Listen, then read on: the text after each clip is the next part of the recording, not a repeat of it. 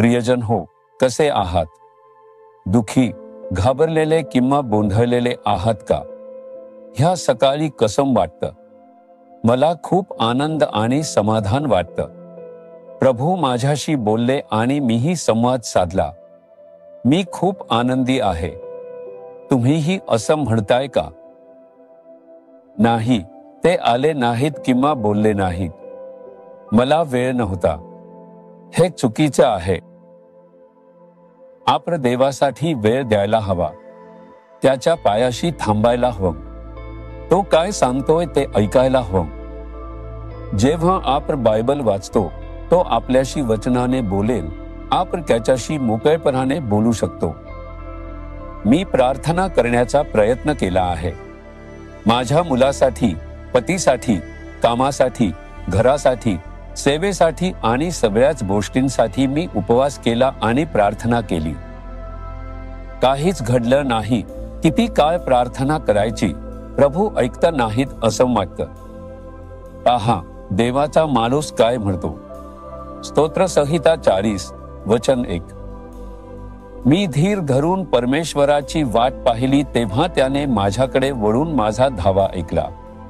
मी प्रभूला धीर धरून म्हणालो, मला मदत कर, माझ्यासाठी एखादा चमत्कार कर, मला यापासून सोडव, मला बरे कर, ही निंदा बदल आणि ही गोष्ट यशस्वी कर. मी त्याला हाक मारली, पण तो मला उत्तर देत नाही असं वाटतं. मी प्रभूची संयमाने वाट पाहिली आणि त्याने माझा आवाज ऐकला. ही त्याची अनुभूती आहे. सुरुवातीला तो वाट पाहत असताना त्याला कसं वाटलं असेल? दावीद हे सांगतोय, प्रभू उत्तर देत नाहीयेत. तो सतत प्रार्थना करत राहिला, पण काहीच उत्तर मिळालं नाही. प्रार्थना केला, काही उत्तर मिळालं नाही. ठीक आहे. त्याने अनेक दिवस वाट पाहिली. मी प्रार्थना केली, पण उत्तर मिळाले नाही. त्यांना कसं वाटलं असेल? जसं तुम्हाला वाटतं प्रभू उत्तर देत नाही. किती दिवस प्रार्थना करायची, प्रभू काहीच करत नाहीत. किती दिवस असंच. त्याला माझ्यावर प्रेम किंवा पर्वा नाही. तो सगळ्यांसाठी चमत्कार करतोय. दावीदलाही असंच वाटलं असावं. पण उत्तर मिळाल्यावर त्याने लिहिलं, मी प्रभूची शांतपणे वाट पाहिली आणि त्याने माझ्या धावा ऐकलं. त्याने मला उत्तर दिलं. वाट पाहण्याचा काळ खूप कठीण असतो. तिथेच तुमची विश्वास तपासली जाते. फक्त जेव्हा तुम्ही शांतपणे वाट पाहता, तेव्हाच दिसतं तुमचं त्याच्यावरील प्रेम आणि विश्वास किती आहे. म्हणून तुम्ही वाट पाहायलाच हवं. अब्राहमकडे पहा, सुरुवातीला तोही वाट पाहू शकला नाही. प्रभूने त्याला वचन दिलं होतं की तो त्याच्या संततीला वाढवेल. 1, 2, 5 आणि आणखी कित्येक वर्ष गेली. प्रभूने अब्राहमशी बोलले. अब्राहम म्हणाला, माझ्याकडे मूल नाही, तू काय देणार? तो निराश झाला आणि त्याने देवाला प्रश्न विचारले. तो काहीतरी बोलत होता, प्रभू वेगळंच सांगत होते. प्रभूला माहित होतं अब्राहम निराश आहे, म्हणून त्याने सांगितलं, तंबूतून बाहेर ये. आकाश बघ, तारे मोजू शकतोस का? मी तुझ्या संततीला तितकीच वाढवीन. त्याने त्याला धीर दिला आणि पुन्हा त्याची श्रद्धा बळकट केली. आज तो तसंच तुझ्याशीही बोलतो. तू निराश का झालास? शांतपणे वाट पहा. मी तुझा आक्रोश ऐकला आहे. मला माहित आहे कधी उत्तर द्यायचं. थोडा संयम ठेवा, घाई करू नका, प्रभू असंच सांगतात. त्याने अब्राहमला संयमाने वाट पाहण्याची ताकद दिली आणि 25 वर्षे वाट पाहून शेवटी आशीर्वाद मिळवला. त्याने इतकी वर्षे का वाट पाहिली हे देवाचं गुपित आहे. प्रभूने आधीच ठरवलं आहे की कोणता आशीर्वाद कधी द्यायचा आणि काय द्यायचा. आपण ऐकून संयमाने वाट पाहून विश्वासाने त्याची स्तुती करत राहायला हवं. माझ्या सेवेत मी अनेक गोष्टी पाहिल्या आहेत. वाटायचं होईल पण काहीच घडत नसे. मग मी वाट पाहायचे आणि प्रार्थना करायचे. 1-2 वर्षांनी घडायचं. पण जेव्हा ते घडायचं तेव्हा मी खूप आनंदी व्हायचो. म्हणूनच ही वाट पाहण्याची वेळ खूप कठीण वाटते. पण प्रभूने त्यात काहीतरी चांगलं ठेवलेलं आहे. तुम्ही वाट पहा, प्रभूने वचन दिलं आहे. कुटुंबासाठी, व्यवसायासाठी, घरासाठी किंवा सेवांसाठी प्रभूने वचन दिलं, पण ते पूर्ण होत नाहीये का?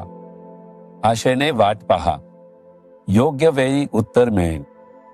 ते घडलं. तुम्ही म्हणाल, मी संयमाने वाट पाहिली, देवाने माझ्यासाठी चमत्कार केला आणि त्यातला आनंद खूप मोठा असेल.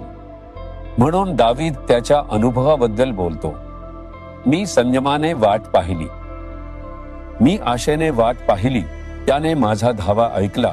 असं नाही की त्याने नाही ऐकलं. असं म्हणू नका प्रभूने ऐकली नाही, तो ऐकली आहे. त्याने ऐकले आणि संयमाने वाट पाहिली. लाझर आजारी होता. हे कुटुंबी येशूला प्रिय होते. त्याच्या बहीण लोकांना पाठवलं, ज्याच्यावर तुला प्रेम आहे तो आजारी आहे. येशू तिथूनच म्हणू शकले असते, जा, लाझर जिवंत आहे. तरीही लाझर बरा झाला असता. त्याच्या शब्दाने घडले असे. पण त्याने तसं काहीच म्हटलं नाही. त्याला बोलवले, पर तो गेला नाही. लाझर मरण पावल्यावर 4 दिवसांनी तो गेला. ते वाट पाहतच राहिले. पण मृत्यू झाला आणि गोष्टी वेगळ्या घडल्या. आपणही येशूची वाट पाहिली नाही का? तो का आला नाही? त्यांना वाटलं वेळ निघून गेल्यावर आला. पण प्रभूने प्रार्थना ऐकली. केव्हा? तो मरणानंतर 4 दिवसांनी आणि दफन झाल्यावर.